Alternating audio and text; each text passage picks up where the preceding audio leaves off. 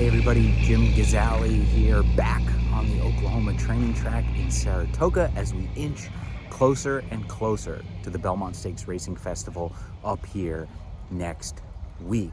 Now, some action going over the training track here. Plenty of horses out for a little bit of a gallop this morning. I saw Todd Pletcher walking around. There's a big string for Chad Brown on the track earlier, as well as Belmont. Another mainstay in Saratoga, legendary race caller Tom Durkin, was being a bit of a railbird this morning, and I caught up with him to ask him about his thoughts on the Belmont Stakes being held at Saratoga this year. I live, down the street here at Saratoga, and the town is certainly pretty psyched up about it. I mean, it's everybody's talking about it. It's going to bring a lot of attention to Saratoga. People are a little concerned that it's going to be crazy. There's going to be so many people, and what are we going to do? It's going to be just like the Travers in terms of logistics and things like that. But I think it's great. The Belmont, of course, belongs at Belmont Park. It belongs at 1.5 miles, but stuff happens. Well, what isn't always 1.5 miles? It's not always been 1.5 miles.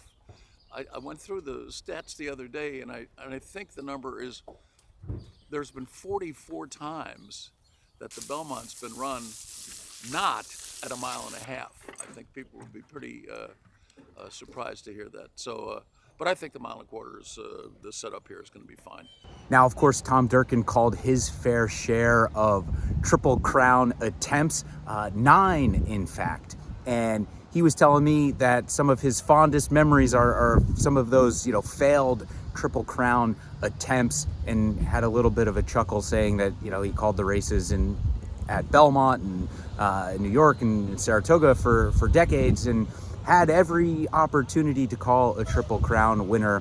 And the year he retires, it finally happens with American Pharoah. But I asked him too to share some other memories about some great Belmont Stakes from his time under the mic. The one thing about me and the Belmont is that really sticks out is that I had 9 attempts at calling a Triple Crown winner. I was 0 for 9, and the year I retired, the very year American Pharoah wins the Triple Crown, first time in 36 years. So that's the one thing that sticks out. I suppose it's not a happy memory. But there's just been so many great races. Real Quiet and Victory Gallop was one of the classic, exciting races ever.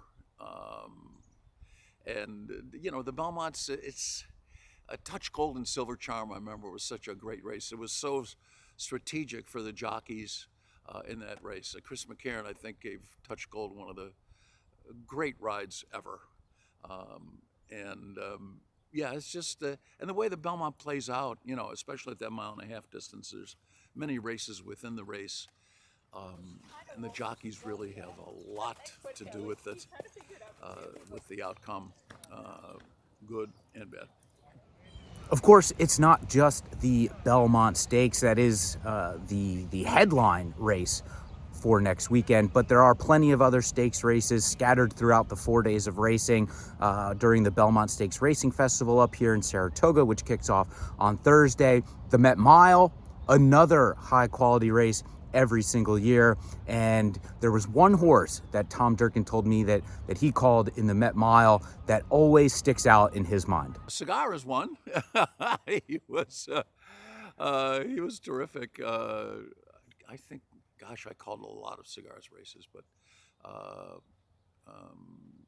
he was just in general, Cigar was terrific. But the Met Mile, it's again, one of those races that's highly strategic for jockeys.